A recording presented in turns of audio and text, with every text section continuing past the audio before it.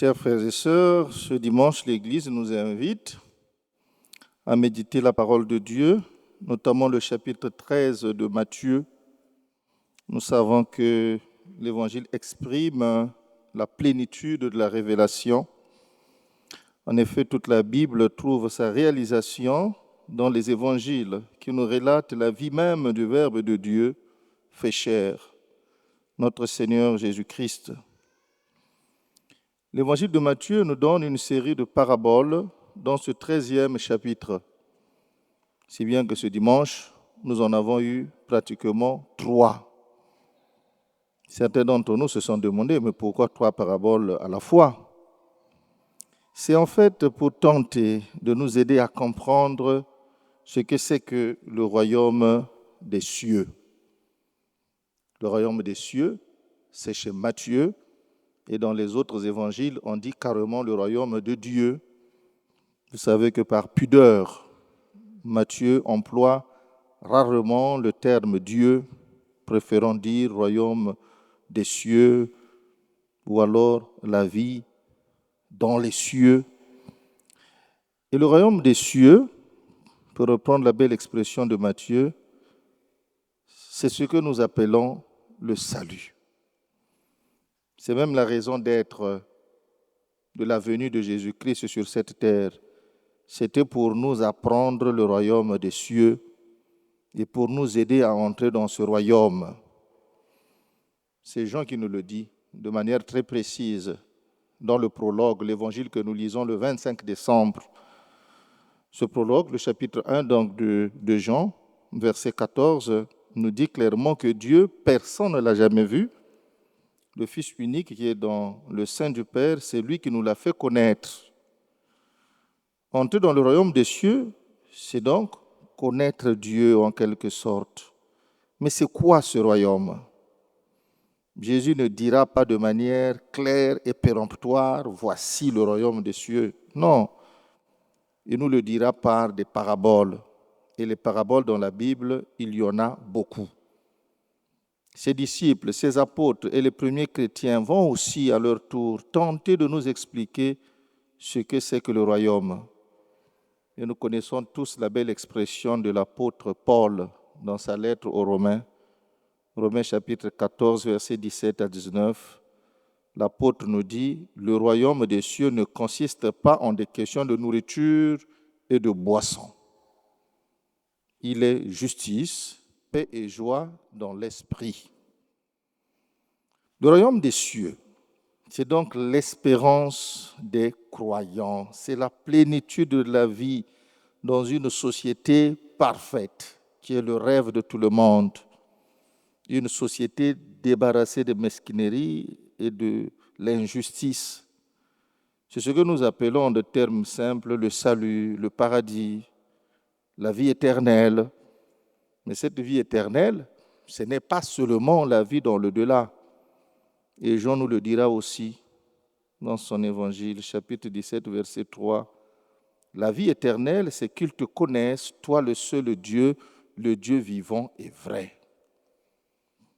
Mes frères, mes sœurs, le jour où tout le monde reconnaîtra que Dieu, c'est le seul Dieu, le Dieu vivant et vrai, toutes nos espérances seront comblées et nous vivrons dans un monde en paix. Les 3 paraboles de ce dimanche nous disent en quelque sorte comment faire pour hâter la venue de ce monde de paix, de justice. C'est l'expression de Matthieu qui nous aide à comprendre, tant soit peu, ce que c'est que ce monde. Nous avons beaucoup de royaumes dans ce monde. Et presque toutes les sociétés ont d'abord été des royaumes avant de faire les mutations que nous connaissons. Mais le royaume de Dieu, ou le royaume des cieux, selon Matthieu, ce n'est pas un royaume de domination ou de soumission, encore moins d'exploitation. Pour entrer dans ce royaume, il faut fournir quelques efforts. Jésus lui-même nous le dira. que la porte qui mène à la perdition et au désordre est large, mais la porte qui mène au salut est étroite et il nous faut tous faire l'effort de passer par cette porte. Matthieu 7, 13, 14. Pour revenir à nos paraboles, par la parabole du bon grain et de l'ivraie, que Jésus explique lui-même d'ailleurs, nous sommes invités à la patience.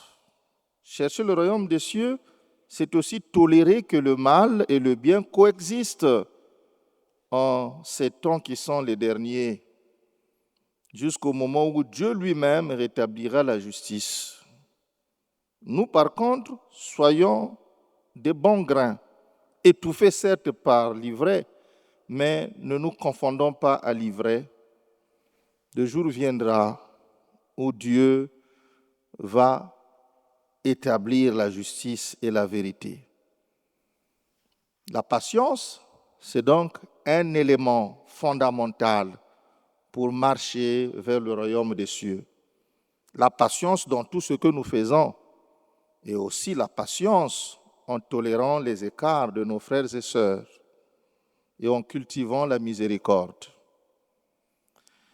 Pour ce qui est de la deuxième parabole, celle de la graine de moutarde, qui est la plus petite graine qui puisse exister selon l'Évangile, mais qui donne un arbre énorme à la fin.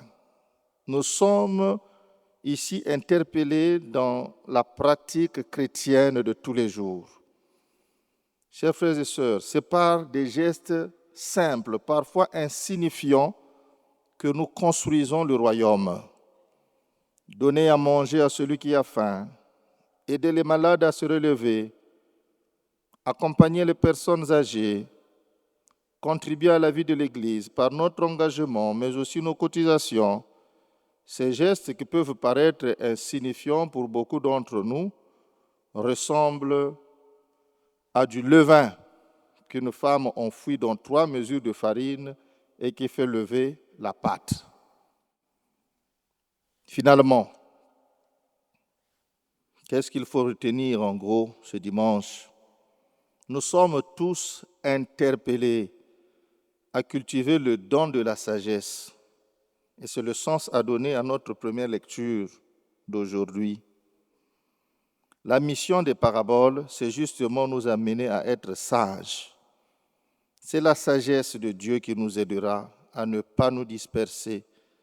C'est la sagesse de Dieu qui nous aidera à accorder de l'importance aux petits gestes quotidiens qui sauveront l'humanité et qui nous rapprocheront du royaume des cieux. Que Dieu nous prenne en grâce et qu'il nous bénisse. Amen.